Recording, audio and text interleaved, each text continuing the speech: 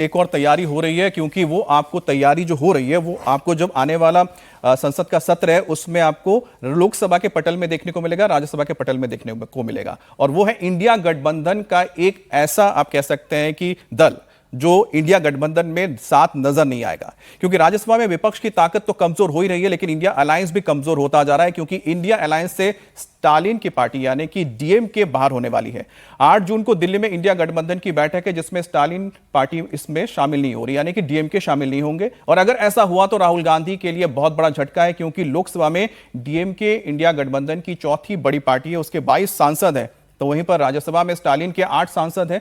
ऐसे में राहुल गांधी संसद में मोदी सरकार को घेरना मुश्किल हो जाएगा। खबर तो यह भी है कि डिलिमिटेशन बिल को नए सिरे से लाने का स्कोप भी बन सकता है।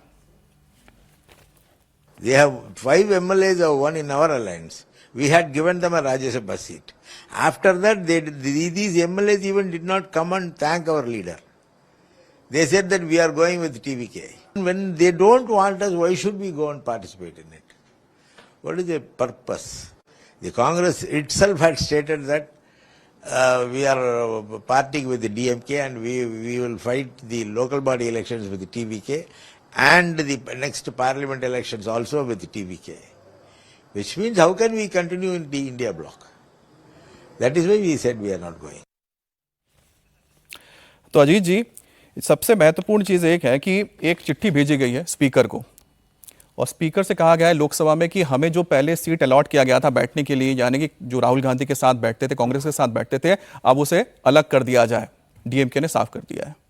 हाँ, तो डीएमके अलग बैठेगी। अभी क्या है, हालांकि ये डिलिमिटेशन का सपोर्ट करेगी डीएमके, अभी हमको ये इस पर हमको यकीन नहीं है, क्योंकि डिलिमिटेशन तो उनके लिए अपना जीवन मरण का सवाल बनाया हुआ था स्टालिन ने। लेकिन ऐसे मुद्दों पर आधारित समर्थन सरकार को देने के लिए वो तैयार है। दूसरे मुद्दों पर सरकार को समर्थन देंगे, अपोजिशन के साथ नहीं रहेंगे। अगर वो वॉकआउट भी कर गया, एब्सटेन कर गया, तब भी अपोजिशन की ताकत बहुत कमजोर हो गई। तो एक तो बड़ा घटक दल वो बाहर हो गया आपका। टीएमसी में आप देख ही रहे हैं जिस तरह की स्थितियां हैं, हम लोग आगे हो सकता है उसकी चर्चा भी करें, जो बिल्कुल करेंगे हो रही है उस पर। टीएमसी में उसके भी एमपी चुनाव के दौरान एक साजिश थ्योरी के तौर पर यह बात सामने आई थी कि टीएमसी के 20-22 एमपी बीजेपी के संपर्क में है चुनाव के बीच में। तो ये लगा था कि लोग माहौल बनाने के लिए इसका इस्तेमाल किया जा रहा है, लेकिन अब ये बातें होने लगी हैं। नहीं, राहुल गांधी को स्टालिन ने यह कहा कि भाई हम इनके साथ नहीं जा सकते। उन्होंने सिर्फ एक वजह बताई, कुछ और नहीं। उन्होंने कहा कि हमारे साथ विश्वासघात हुआ है और हमें पीठ पर चाकू घोंपा गया है।